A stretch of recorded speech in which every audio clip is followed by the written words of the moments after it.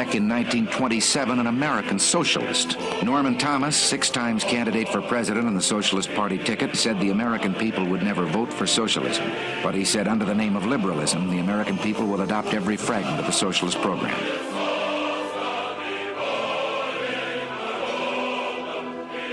First of all, then we'd have to say that the American public overwhelmingly voted for socialism when they elected President Obama. Let's not act as though the president didn't tell the American people. The president promised the American people health reform when he ran.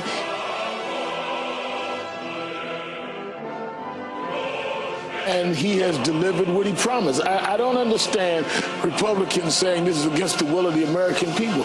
They voted for President Obama, who said this was going to be one of the first things he would do, and he's done the first hurdle of that tonight.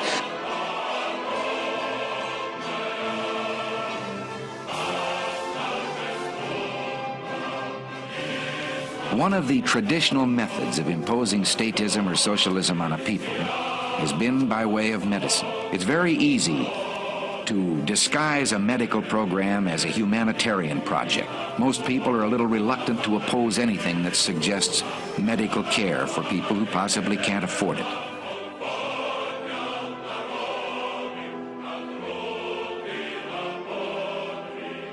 But what I also want to make sure is that our tax system is fair.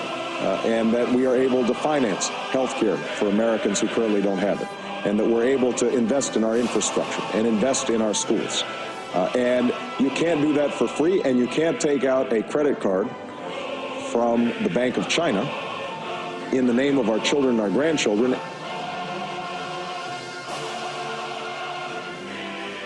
So why raise it at all, especially given the fact that 100 million people in this country own stock and would be affected? Well, Charlie, what I've said is that I would look at raising the capital gains tax for purposes of fairness.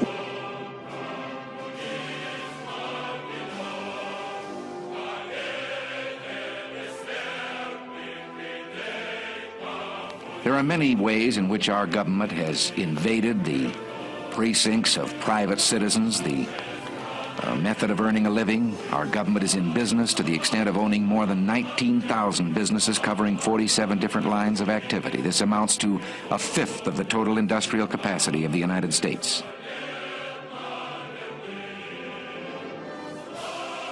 Our founding fathers, faced with perils that we can scarcely imagine, drafted a charter to assure the rule of law and the rights of man. A charter expanded by the blood of generations. Those ideals still light the world, and we will not give them up for expedience sake.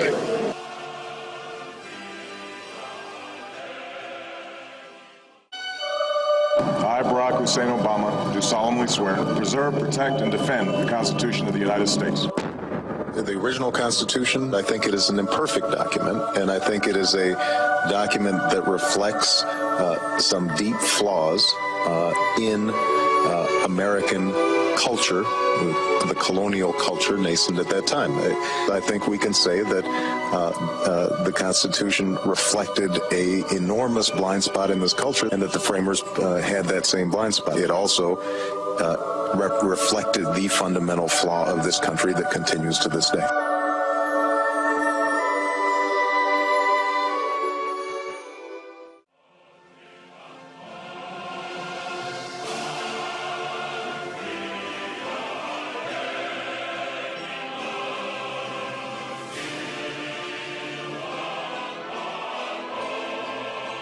The Supreme Court never ventured into the issues of redistribution of wealth and sort of more basic issues of political and economic justice in the society.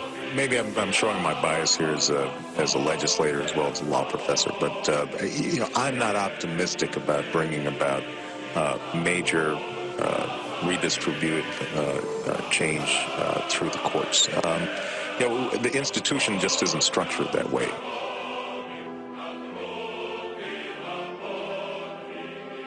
Because it is very clear he's talking about very large redistribution of wealth. He goes on to say a little later in that interview that you have to put together a political coalition, which he has with Acorn and others, dedicated to redistributing wealth And I think it's the clearest example of how close he comes to almost a European socialist model of redistribution of anything we've heard. Because it's not just a casual answer to Joe the plumber. It's a methodical statement that, in fact, he goes on to say that if he and two other people who agreed with him were on the Supreme Court, they'd probably change the court's decision. And he talks specifically about overruling the fundamental rules the Founding Fathers wrote into the Constitution.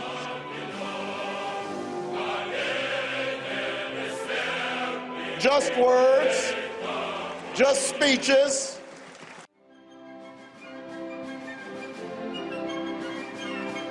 Tell him that you believe in government economy and fiscal responsibility, that you know that governments don't tax to get the money they need. Governments will always find a need for the money they get, and that you demand the continuation of our traditional free enterprise system.